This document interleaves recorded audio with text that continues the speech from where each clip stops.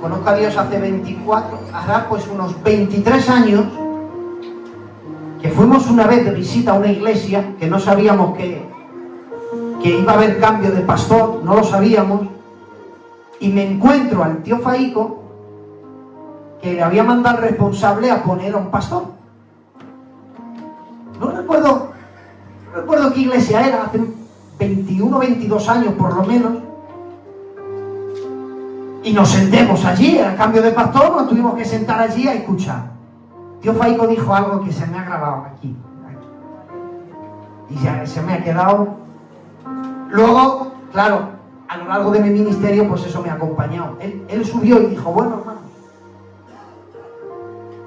Empezó a hablar y en medio del mensaje dijo, bueno, y aquí hay siervos que están escuchando. Y dijo, miren, el que no es capaz de sembrar escuchando, nunca jamás será capaz de sembrar predicando.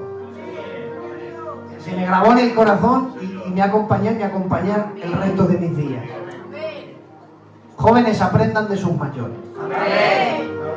Les doy un consejo a los de... tengo 39 años, de 39 para abajo les doy un consejo, ya a los de los 40 para arriba, si ustedes quieren lo cogen. Aprendan de sus mayores. Amén. Que no lo sabemos todos, jóvenes. Es un problema que alguien se crea saberlo todo. El que se piensa que sabe todo no sabe nada, delira. Búscate un padre espiritual, alguien a que puedas pedirle consejo. Y aprende. Vamos a aprender de nuestros mayores. Que Dios bendiga a nuestros mayores. Amén. Gloria. Mateo capítulo 2, verso 1. Dice, cuando Jesús nació en Belén de Judea, en días del rey Herodes, vinieron del oriente a Jerusalén unos magos diciendo, ¿dónde está el rey de los judíos que ha nacido? Porque su estrella hemos visto en el oriente y venimos a adorarle. Alabado sea el nombre del Señor. Amén. Vamos a inclinar el rostro. Señor, preséntame en oración, por favor. Padre, en el nombre de Jesús. Gracias, Dios mío, por esta nueva oportunidad que tú me das de poder dirigirme a ti, Señor, y orar por tu siervo, Padre, para que tú tomes el dominio de su boca, Señor, de su mente y de su corazón, y que hoy, Señor, tú lo utilices como siempre lo haces, y que hoy vengas hablando al corazón necesitado, Señor, que tu palabra sea predicada, Señor, y que corra y sea glorificada. Gracias, Dios mío, por tu siervo que está, Señor, ministrando tu palabra. Y lo dejo en tus manos, en el nombre de Jesús. Amén. Amén. Cuando Jesús nació en Belén de Judea, en días del rey Herodes. Cuando leen los evangelios, luego, antes de que Cristo sea crucificado, te encuentras con un Herodes. Es Herodes, que dice la Biblia, y buscaba a Jesús. Desde hacía mucho tiempo, dice, le buscaba para verle hacer alguna señal. Primero Jesús va ante Pilatos, luego le envían a Herodes, y luego Herodes le vuelve a enviar a Pilatos. Ese Herodes no es este Herodes. El Herodes que buscó a Jesús para verle hacer algún milagro fue Herodes Antipas, que le llamó la historia. A este Herodes le conocieron como Herodes el Grande. El otro Herodes era un loco. Y buscaba a Jesús para verle hacer alguna señal. Y le dijo, a ver. Y dice la Biblia, Jesús no respondió palabra delante de él. Le dijeron, mira, este es un loco, llevárnosle de mi palacio fuera. Llévalo a Pilatos. Le tomó como un loco. Porque quería verle hacer alguna señal. Y Jesús, lo único que recibió de él fue un silencio. Se pensaba que podía manejar a Jesús a su antojo. Se pensaba que podía usarle como una varita mágica, a ver si podía hacer 4 o 5 milagros, y él verá, ¡ay, que es verdad! Es un mago, tiene poderes. Pero cuando alguien quiere usar a Jesús como una varita mágica, dice la Biblia, Jesús guarda silencio. Jesús no está aquí para cumplir los caprichos de nadie. Él no es una varita mágica que le puedes manejar a tu antojo y poder hacer con él lo que quieras, no. Cuando Jesús se siente manipulado no responde palabra. Pero este Herodes no era otro Herodes. El otro Herodes, la historia le conoce como Herodes el Grande. Dice algún psicólogo que ha estudiado la historia y ha tomado a este Herodes y dicen que tenía un trastorno paranoico de la personalidad. Era un loco completamente. De hecho, Grande no solamente le apodaron por su construcción, él fue el que restauró parte del templo y hacía grandes construcciones, sino por lo grande de su imperio y la locura que era muy grande. Era tan cruel este Herodes que en la época de los macabeos de Juan Hircano él coge a 45 soldados especiales, los convierte en espías y hace que levanten una rebelión para espiar en contra del gobierno. Ya desde la época de Juan Hircano era cruel. Era tan cruel que cogía a su cuñado y porque le habló de una manera que no le gustó al pastor, le mandó a ahorcar. Era tan cruel que de las 10 esposas que tenía, la segunda de ellas era su locura. De hecho hay poemas donde Herodes hablaba de su Marianne, que era una belleza inigualable. La amaba tanto que fijaros la mente de este hombre tan loco. La amaba tanto que dijo: el día que yo me muera, alguien la puede amar como yo la amo. Pues para que no llegue a que nadie la pueda amar de la manera que yo la amo, dice la historia que de sus 10 esposas, a ella que la más amaba, en medio del palacio, la sacrificó, la mató. Dijo, porque el día que yo me muera nadie la va a amar como yo la amo. Era tan loco que cogió a sus 3 hijos, los puso delante de un pozo, les mandó degollar y que los tiraran dentro, porque decía: después de mi reinado ni mis hijos reinan. Era tan cruel que porque se emparanoyó por algo que sucedió en el reino, cogió a 300 soldados y dice la historia que los mandó a los 300 soldados a crucificar. Los crucificó a todos, fuera de las murallas de Jerusalén. Era un hombre cruel que dice la historia que era lleno de ambiciones, que acumuló torturas, que ganaba regalos. Era tan cruel que había un dicho que se decía: es mejor ser el cerdo de Herodes que su propio hijo. Yo les digo esto para que vean la mente cruel que había en el reinado en Jerusalén. Decían algunos: es mejor ser el cerdo, le trata mejor a los animales que a sus propios hijos. Ese era Herodes. Herodes, que dice la Biblia que cuando se turbó, cuando le dijeron ¿dónde está el rey de los judíos?, dice, se turbó. Ahí la palabra turbar en el griego tiene que ver que estaba sentado en el trono, y cuando le dijeron ¿dónde está el rey?, y cuando él se dio cuenta que no hablaban de él, dice la Biblia que tembló, le vino como un escalofrío. Era tan cruel que dice la Biblia, se turbó y toda Jerusalén con él. El único hombre de la historia de Jerusalén que ha sido capaz de temblar y hacer temblar a todo Jerusalén entero. Él se ponía nervioso y la gente se iba de las calles. Alguien a quien reinaba, todo el pueblo estaba atemorizado. Un hombre experimentando torturas. Alguien que era capaz de matar a sus propios hijos.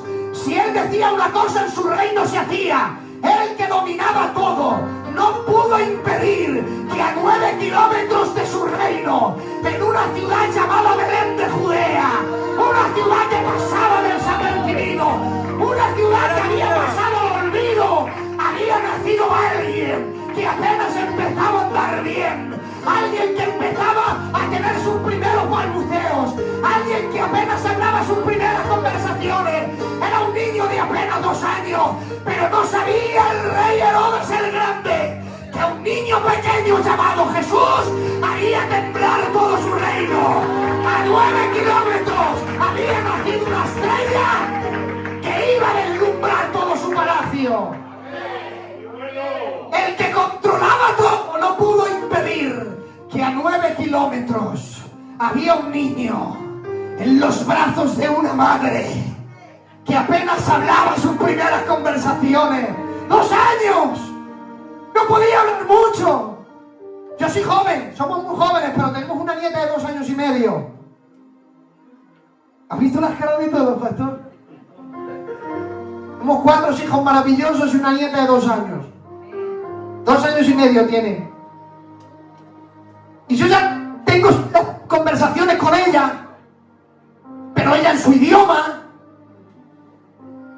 ¿Saben ustedes que los magos no vinieron a ver a Jesús el día que nació? ¿Ha visto el Belén de diciembre? Hay un Belén y vienen unos magos y eso no ocurrió. Así en la Biblia no ocurrió. La Biblia dice, en Lucas, hay dos evangelios que registran el nacimiento de Jesús. Uno es Mateo y el otro es Lucas. Marcos y Juan no. ¿Por qué? Muy sencillo, mira, Mateo está escrito para los judíos.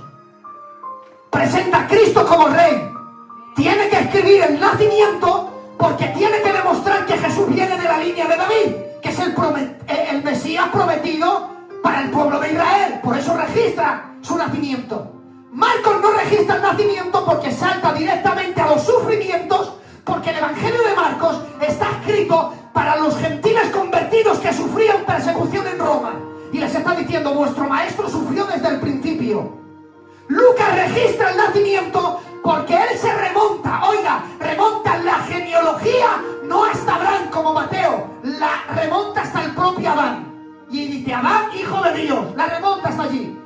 Porque tiene que demostrar Lucas a los griegos, gente teólogo, gente culta, gente que no podías presentar el evangelio de cualquier manera. Los griegos filósofos libres pensadores te decían, a ver, danos pruebas. Y en la Biblia dice, estudiando las cosas con diligencia. Es decir, que Lucas, que era un médico, podíamos llamarlo un científico, pero también era como un periodista de la época. Dice la Biblia que él iba por las calles, iba por las puertas, llamaba, entrevistó a la gente, porque Lucas no era un apóstol escogido. Lucas investigó las cosas con diligencia. Y por eso tuvo que remontarse la genealogía. Juan tampoco registra el nacimiento de Jesús, porque el Evangelio de Juan presenta a Cristo como Dios. Y Dios no puede nacer. Y lo remonta como Dios, por eso se va más allá del nacimiento, incluso salta más allá del tiempo y dice, en el principio era el verbo y el verbo era con Dios. Los magos no vinieron al pesebre. Quien fue al pesebre fueron los pastores, que guardaban las vigilias de la noche. Pero ahora veremos que aquí dice la Biblia, en el 2:19 de Mateo dice, y entrando en la casa, adoraron al niño.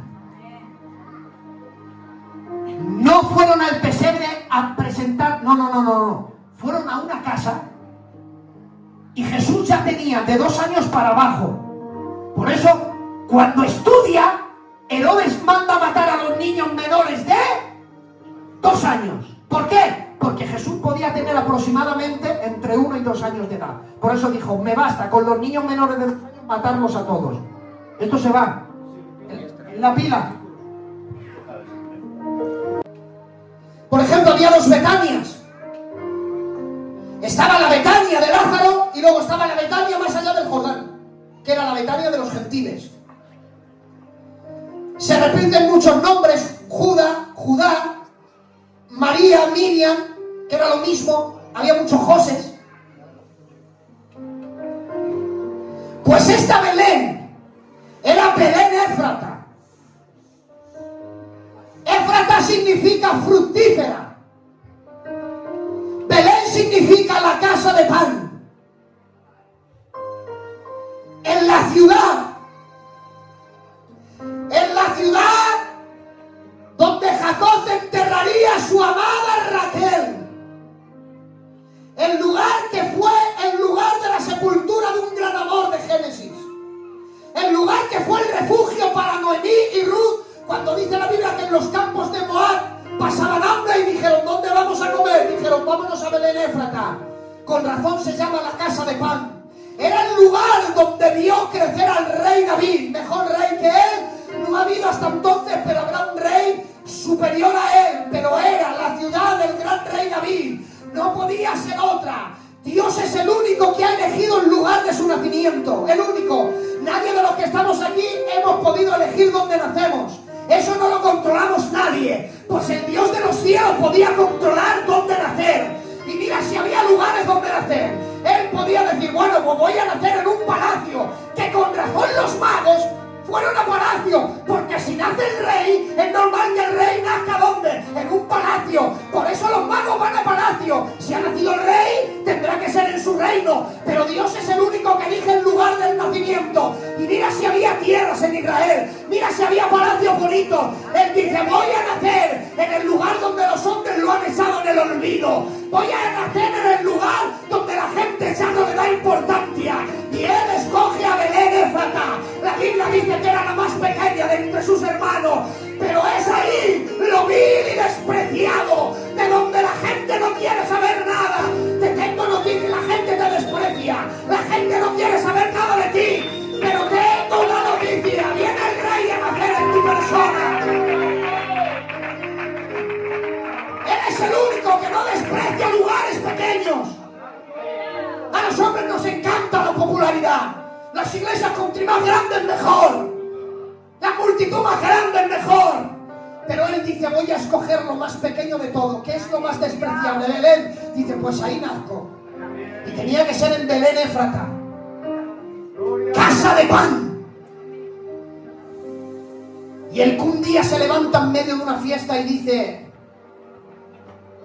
yo soy el pan de vida.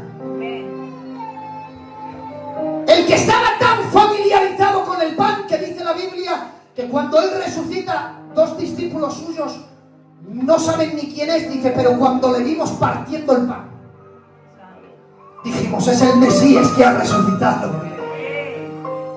El único que fue capaz, tenía que ser en Belén, porque fue el único que se atrevió a decir, yo soy el pan vivo que ha descendido del cielo. ¿Sabes qué es el pan vivo que ha descendido del cielo? Hacía una referencia al maná. El maná era el pan vivo que descendió del cielo. ¿Cuántos se acuerdan cuando Dios sacó a su pueblo de Egipto? ¿Os acordáis? Pues el día que los saca de Egipto y entran en el desierto, de ahí hasta que entran a la tierra prometida, vivieron un kairos.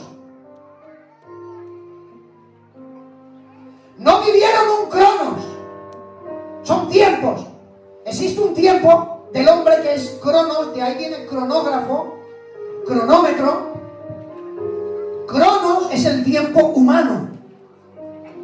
Los griegos llamaron al tiempo cronos, porque Cronos recuerda a un dios de la mitología griega, que era el padre de Zeus, de Poseidón, de Hades, y Cronos estaba en guerra con sus hijos.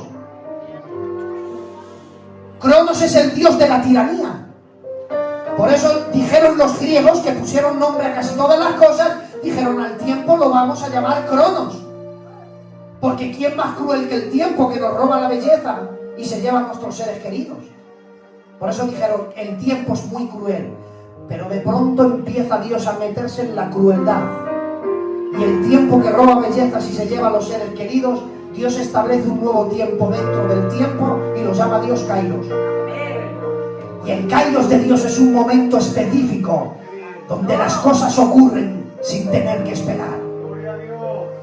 Por eso en una noche la vara reverdeció, echó renuevos, dio flores, y dice la Biblia, y dio fruto, y su fruto fue un almendro. En una noche. No tuvo que esperar tiempo. Un kairos de Dios ocurren las cosas, y en ese kairos de Dios, Dios les dio de comer un alimento. especial.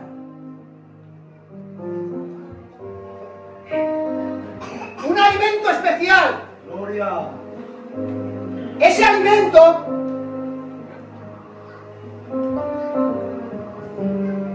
un día se levantaron, salieron de su tienda, hicieron así y vieron sobre todo el campamento y sus alrededores, dice la Biblia, veían una cosa blanca, pequeñita, que brillaba.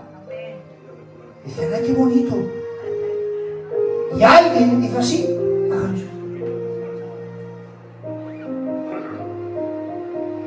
¿Se comerá esto? Parece pan. Y empezaron a comer. Y cuando cataron eso, todo el campamento y sus alrededores, y comieron ese día. Y claro, la gente, ¿a quién acudía? Oye, Josué, ¿qué es? Y dijo Josué, no sé. Y otra decía, ¿qué es esto? No lo sé. ¿Y qué es esto? No lo sé. Fíjate cómo lo que Dios hace. Antes de enviar el maná, la Biblia dice que Dios enviaba un rocío sobre el campamento y todos sus alrededores. Y sobre el rocío, Dios hacía descender un pan. Es decir, que no lo tiró Dios sobre el desierto. ¿Por qué? Porque si no la gente se iba a agachar, iba a coger el pan mezclado con tierra y se lo iban a comer. Y algo puro no se puede mezclar con algo profano. Y Dios dijo, yo les voy a dar pan puro, pero se lo voy a dar en un plato. Y Dios se le ocurre diseñar un plato de rocío. Por eso cuando ellos se agachaban y hacían así, cogían el pan pero sin arena del desierto. Porque lo que te viene de Dios viene puro, santo, sin mancha. Cuando Dios te da algo, te lo da inmaculado, perfecto. No necesita adornos. ¿Oyes qué es? Y le dijeron, Moisés, ¿qué es? Y Moisés dijo, desciende del cielo. ¿Pero y cómo lo llamamos? Y lo llamaron maná, que significa, ¿qué? ¿Saben ustedes que maná es una pregunta? Como dice el tío Faico, ¿saben qué significa? ¿Qué es esto? Es una pregunta. El maná se llamaba ¿qué es esto? Porque no sabían lo que era. Y como no sabían lo que era, lo llamaron ¿qué es esto? Y ellos se levantaban por la mañana y hacían, ¡ay, mira, ya lo tenemos! ¿Qué es esto? Bueno, vamos a comer. Y ya lo llamaron ¿qué es esto? Fue un secreto. Dios no se lo dijo a Moisés, pero cuando escriben el libro de los Salmos, que es la versión extendida de la Biblia, hay un detalle en medio del desierto. Y Dios dice, mira, hay una pregunta que me hizo mi pueblo y nunca la respondí, pero ahora se lo voy a decir. ¿Queríais saber qué es el maná? Y dice Dios, les di a comer pan de ángeles. Dice la Biblia, les arranqué el trigo de los cielos y los partía por el campamento. Oigan, imagínate a Dios. Porque yo no sé qué idea tienes del cielo, pero yo me imagino, mira, me imagino un lugar maravilloso. Me imagino a Dios levantándose por la mañana. Que Dios no duerme, pero me lo imagino yo así porque quiero y porque estoy predicando y porque me lo imagino así. Y me imagino a Dios que se va por su campo maravilloso y coge el trigo y lo arranca, y en el momento que arranca vuelve a crecer. Y desde el cielo Dios hace así al campamento y el trigo de los cielos empieza a caer. Y en el camino el trigo se convierte en pan.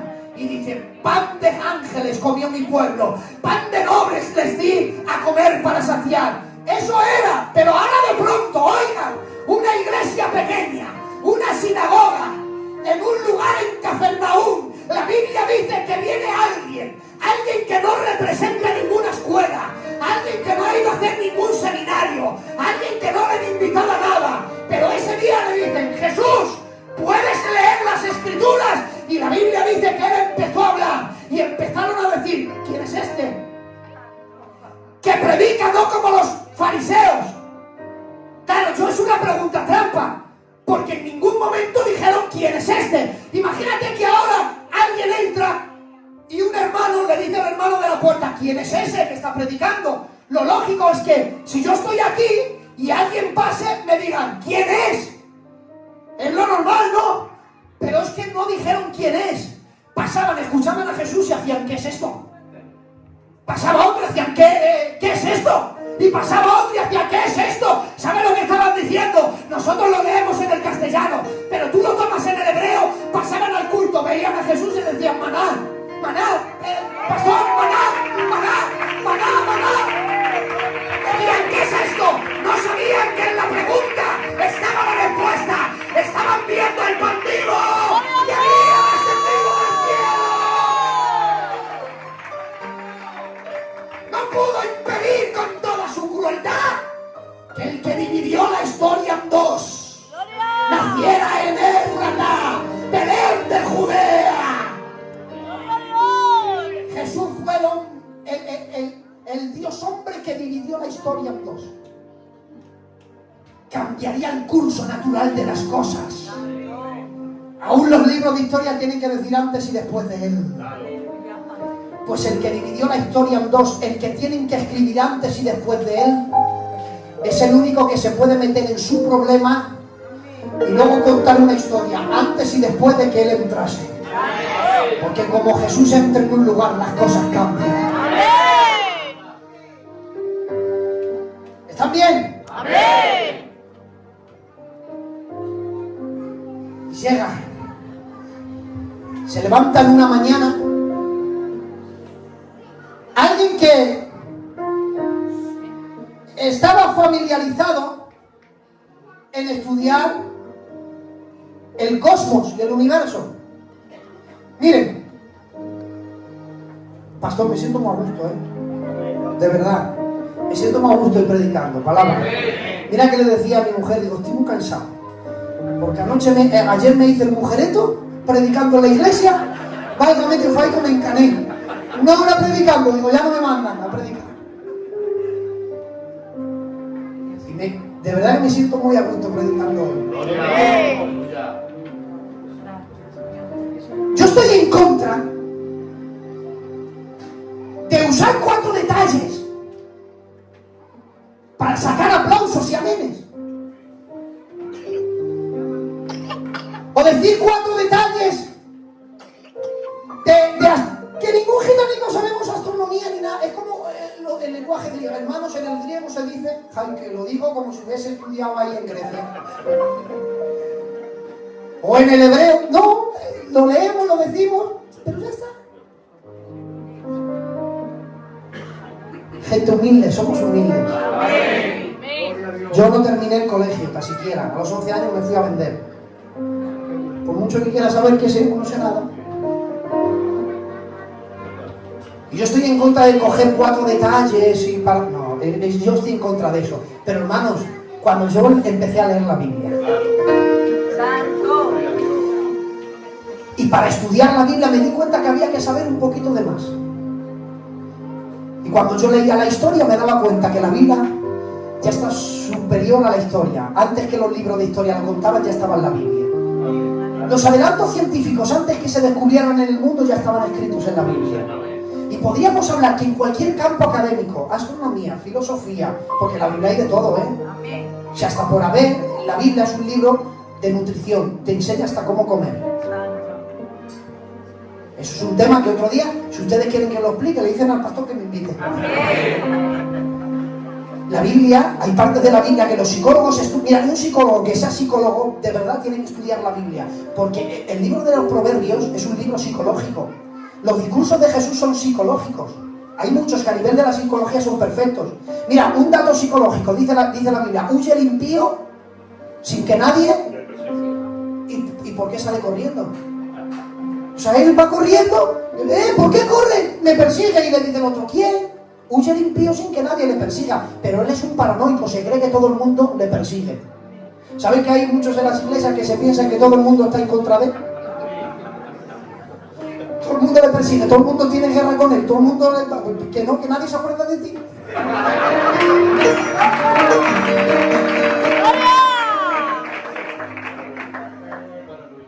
Y hay datos de todo. Y Dios, que es dueño de su creación, Dios decidió pintar su historia y contar su redención de muchas maneras. Y de pronto, por favor, ahora sí, quiero que lo visualicen en la mente. Señor, ayúdame a explicarlo bien, por favor. Pero imaginaros, una mañana común como cualquier otra se levanta el rey Herodes, su imponente reino, y se sienta en palacio.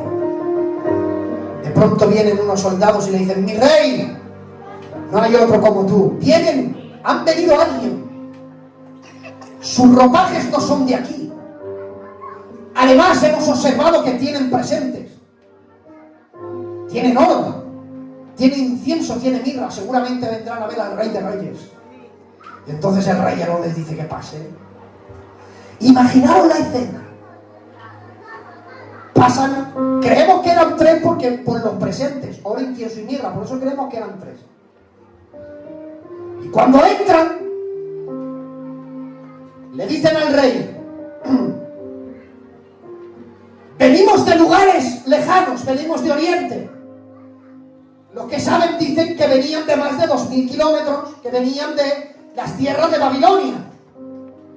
Venimos porque nos han dicho que aquí ha nacido el rey, pero el rey de los judíos. Imaginaros, por eso os he hablado antes de Herodes, el que mataba a sus hijos para que después de él no reinase nadie. El que era tan loco que mató al amor de su vida para que después que él muriese nadie la amase. El que se emparanoiaba y porque creía que le eran infiel sus soldados los crucificó a 300. Ese. Imaginaros cómo. Que ¿dónde está el rey de los judíos? Y el otro diría: le tenéis frente a vosotros, yo soy el rey de los judíos. Imaginaros la conversación. Y los otros dirían: muy bien, podrás ser rey, pero nos han dicho lo contrario. ¿Y qué os han dicho? El rey de los judíos no puede ser tú porque acaba de nacer. Ha nacido el rey de los judíos. Imaginaros el otro, que ha nacido un rey y se proclama rey de los judíos y encima es un recién nacido. Yo no sé cómo Herodes no los mató ahí, porque tenía un plan. Dijo: si estos de Oriente vienen porque dicen que ha nacido el rey, ya vamos a saber quién es el rey, y aunque tenga 1 año lo voy a matar. ¿Dónde está el rey de los judíos que ha nacido? Y el otro diría: bueno, venga, vale, ¿quién os ha dicho que aquí ha nacido un rey? Y aquí entra un misterio. Dirían: bueno, uno diría: no lo ha dicho una estrella. Y Herodes diría: más fuerte, que no te escucho. ¿Qué has dicho? ¿Quién te lo ha dicho? Es que su estrella hemos visto en el oriente y venimos a adorarlo. Una estrella. Mira, en el Evangelio existen estrellitas. Yo estoy en contra de las estrellitas. Hay gente, mira, si sabes cantar, pastor, si coges un mensaje y te lo aprendes, coges 4 frases de un predicador, 4 frases de otro, 3 frases de un libro, te formas un mensaje, visitas toda España y ya te aseguro yo que te vuelves famoso. Amén. Si tienes influencias, te puedes volver una estrella. Pero una cosa es ser en el Evangelio una estrella y otra cosa es ser su estrella. Eso ya es diferente. Porque te tengo una noticia y esto grábatelo en el corazón. Dios tiene estrellas propias. Una cosa es ser una estrella. Que claro, como Eugenio, como tu tío es el secretario, pues tú te has convertido en una estrella. Una cosa es ser una estrella y otra cosa es ser su estrella. Yo no quiero ser estrella de los hombres. Si quiero ser estrella, que sea suya, que le pertenezca a él. En otras palabras, si quieres conseguir algo, no hace falta influencias. Te voy a dar una noticia: si Dios te llama, responderá por ti. Si Dios te llama, Él te respaldará. Aunque no tengas nadie que esté a tu lado, aunque no tengas nadie que te ayude y que abra puertas, si Dios apuesta por ti, nacerá en el buen samaritano una estrella.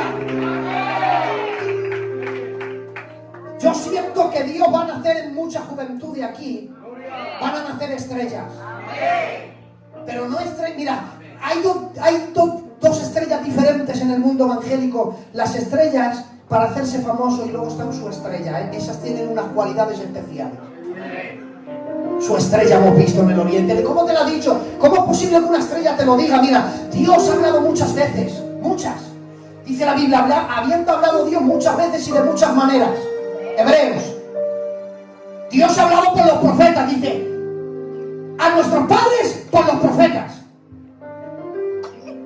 Pero dice la Biblia que Jesús dijo, Jerusalén, Jerusalén, que matas a los profetas y apedreas a los que te son enviados. Y entonces Dios empezó a hablar al mundo a través de la predicación. Y dice la Biblia que cuando los apóstoles predicaron, Hechos capítulo 4, verso 16, dice la Biblia, y los que estaban allí presentes dijeron, no tenemos excusa ante lo que nos dicen. Es cierto, no podemos contradecirle, es verdad. Jesús murió y resucitó.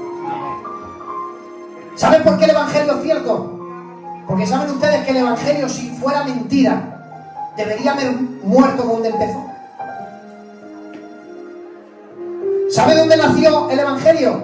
En Jerusalén. 50 días después de que Jesús resucitara. Pentecostés. Imaginaros que hace 2 meses ha pasado algo aquí.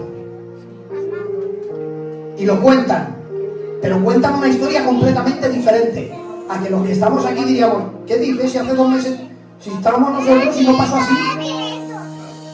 Llegaron los apóstoles y dijo, Jesús murió y resucitó. Y todos lo habéis visto. Y nadie dijo, pues es verdad, es mentira. Se callaron, porque era verdad. Jesús murió y resucitó. Y Dios ha hablado por la tierra. Ha cogido la naturaleza y Dios la ha usado para hablar. Por eso Romanos capítulo 1, verso 20 dice que lo visible o lo invisible se hace claramente visible, de modo que nadie tendrá excusa. Dios nos ha hablado por los profetas, Dios nos ha hablado por la palabra, Dios nos habla con la tierra, pero Dios decidió hablarnos por el cielo. ¿Y sabes qué es el cielo? El cielo es un cuadro muy bonito que un pintor llamado Dios decidió pintar ahí la historia de la redención. Y yo no sé cómo, porque yo no podría interpretarlo. Dios escribió en el cielo, llegará un momento en que una estrella, yo no sé cómo, pero me imagino yo que Daniel, que se hizo jefe de eunucos y de astrónomos, yo no sé cómo haría, que Daniel era entendido en enigmas. Creo yo que la influencia de Daniel en Babilonia les enseñó a leer los cielos. Y estos magos miraron al cielo y dijeron, según esta estrella, que no sé si era un cometa o no sé ni lo que era, pero dice la Biblia que miraron al cielo y dijeron, ha nacido el rey de los judíos. Y aquí las cualidades de su estrella. Yo no sé si quiere ser una estrella de Dios, pero su estrella tiene muchas cualidades. La primera es esta. Dice la Biblia que los guió por todo el desierto. No eres estrella para que te aplaudan, ni para que te inviten, ni para que salgas en carteles, ni en TikTok, ni nada. No. Las estrellas de Dios guían a otros por el desierto. Si quieres ser una estrella, prepárate para sacar a gente del desierto. ¿Sabes que la iglesia del Buen Samaritano está abierta para el más pecador de todo el barrio? Amén. Para el que está en el desierto perdido, para ese es que está la iglesia del Samaritano. Amén. Porque aquí no vienen los cristianos a entretenerse. Esto es un mesón donde traen a los heridos para ser sanados. Amén. Y número 1, las estrellas de Dios guían a otros a través del desierto. Amén. Dice la Biblia que indagaron el tiempo en que la estrella apareció. Si quieres ser una estrella de Dios, espera tu tiempo. Porque hay quien quiere todo muy rápido, ¿eh? Pero si Jesús tuvo que esperar. Nunca se han preguntado, y termino, nunca se han preguntado por qué Jesús y Juan el Bautista no predicaron juntos. Porque no predicaron juntos. Jesús es bautizado por Juan el Bautista y no predicaron juntos. ¿Saben por qué no predicaron juntos? Porque Juan el Bautista era profeta, todavía perteneciente al Antiguo Testamento, Y un profeta hablaba lo que el Padre quería enviando al Espíritu Santo. Entonces un profeta hablaba lo que era la voz del Padre. Por eso Jesús no predica con él, para no poner en confusión a la gente, porque si Jesús predica y predica Juan, el pueblo diría: ¿a quién escuchamos, al Padre o al Hijo? Y como en la indisolubilidad de la Trinidad no hay confusión y todo es orden, mientras el Padre habla, el Hijo guarda silencio. Pero hay quien quiere todo rápido, y dice la Biblia que mientras uno predica a las multitudes, Jesús guarda silencio y se va al desierto. Supo esperar el tiempo de su ministerio. Jesús sacó su ministerio cuando Juan el Bautista murió. Hasta que Juan el Bautista no muere, Jesús no sale su ministerio. ¿Y sabe con qué mensaje empezó? Con el que había terminado Juan: arrepentíos porque el reino de los cielos se ha acercado. ¿Sabe por qué empezó con ese mensaje? Porque era el mensaje del Padre. Y dijo: yo que soy el Hijo no tengo otro mensaje que el del Padre. Él os dijo: arrepentíos, yo os digo arrepentíos, porque el reino de los cielos se ha acercado. Supo esperar el tiempo. Tienes que esperar el tiempo oportuno en Dios. Dios quiere nacer en esta iglesia estrellas, pero Dios necesita gente que esté preparándose ya en la intimidad. Yo no sé cuántas horas dedicas, pero ya te adelanto yo, que cuando Dios quiera escoger a alguien de aquí, no va a ir a gente que la va a escoger y luego la va a preparar. No. Dios va a ir en busca de gente preparada para luego usarla. El momento en el que Dios quiera usarte. Joven, conságrate en Dios. Lee todo lo que puedas. Estudia todo lo que puedas. Conságrate en todo lo que puedas. ¡Prepárate! Aunque no te usen, prepárate. Dedícate al Señor. Gloria a Dios. Hazlo. La Biblia dice: lo que hagáis, hacedlo como para el Señor. Hazlo. Aunque no te aplaudan, hazlo. Aunque no lo reconozcan, hazlo. Porque el día que haya un problema aquí, Dios escogerá gente preparada. Amén. Y mira, y te lo voy a ilustrar con un pasaje bíblico. El primer problema de la iglesia primitiva, ¿sabes cuál fue? Que dice la Biblia que se unen los apóstoles y dice: mientras nosotros les damos de comer, terminamos y preparamos la merienda, terminamos y preparamos la cena, nadie les predica. Y no les predica porque ninguno de nosotros oramos. Y dicen los apóstoles: Señor, ¿qué hacemos? Mientras la gente come y se alimenta, se mueren espiritualmente. Nadie les predica porque no tenemos tiempo ni para orar. Y dice Dios: bueno, pues si el problema es ese, escoger a 7 varones, número 1, llenos del Espíritu Santo. Escucha, ¿sabe? El requisito para darte comer un poco de pan y un poco de arroz, servir a las mesas, recoger los platos y lavarlos. Y dijo Dios: para ese servicio en mi reino requiero gente llena del Espíritu Santo. Es que no sé si me puedo sentir libre. Es que he estrenado este mensaje aquí, me voy a sentir libre. Sí. Para dar un poco de arroz, coger los platos y lavarlos y colocarlos, dijo Dios: número 1, gente llena del Espíritu Santo. No quiero gente con cargos vacías.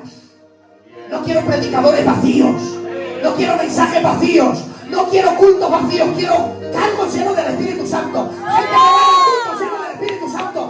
Gente que se suba aquí llena del Espíritu Santo. Si para dar un poco de pan se requería gente llena, necesitamos en el buen samaritano gente llena del Espíritu Santo.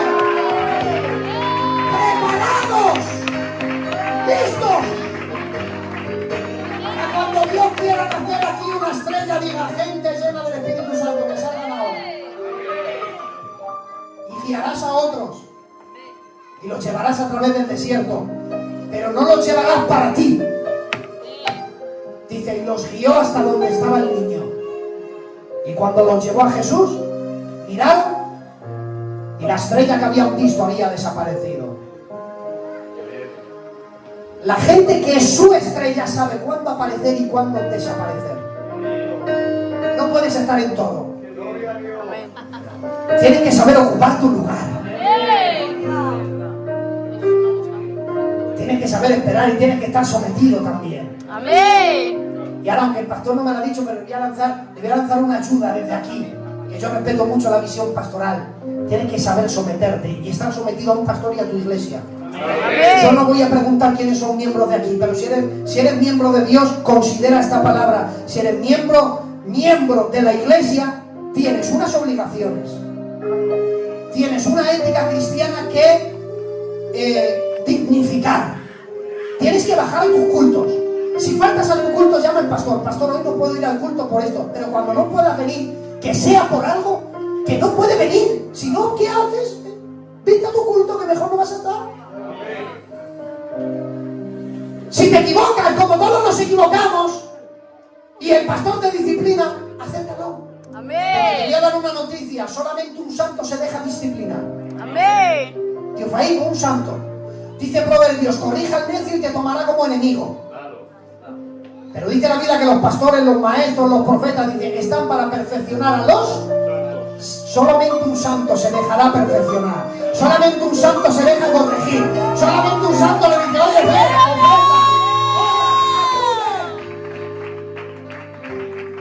quiere ser una estrella, cualidades de una estrella. ¿Cuántos han entendido el espíritu de la palabra? Decir al pastor que me invite otro día porque palabra que me la sé gozar.